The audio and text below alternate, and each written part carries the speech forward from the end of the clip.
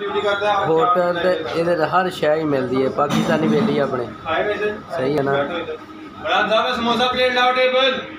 हाँ क्या बात है भाई जी, माशाल्लाह क्या सिस्टम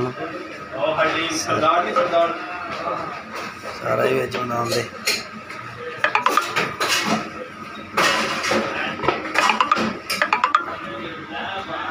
खैर थोड़ी जिंदगी के मैदान दे। और जी राणा साहब सुनाओ, सेहत तबीयत किवें तुहाडी, ठीक ठाक हो? हाँ जी राणा साहब, इंशाल्लाह कल तुम यूट्यूब पर नजर आओगे जलेबियाँ खाते। इंशाल्लाह बफजले खुदा तुम कल साबन ला के नजर यूट्यूब पर आओगे।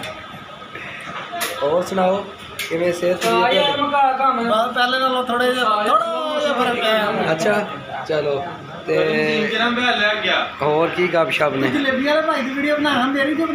यार, मैं तो दस रहा ना भी भाई जड़ा वा स्पैशलिस्ट। बिस्मिल्लाह करिए सोने की हाल है, इधर मूव करो जरी तुम खुशबू लागे। साड़ा पाकिस्तानी भरा वा वे जी, पाकिस्तानी होटल है जी, दुध लस्सी हर शह साबन ला के जो मर्जी लो इतों है। आ देखो दुध की बाल्टी लस्सी हर शह जो मर्जी लो भाई, समोसे हर शह। हाँ भाई और सुनाओ जी। ना यार समोसे नहीं खाने ना, उधर असी मैं तो मार खा के गए, खाते नहीं गए। मैं तो मार देती, मैं खा तू मेरे वास्ते रोक नहीं।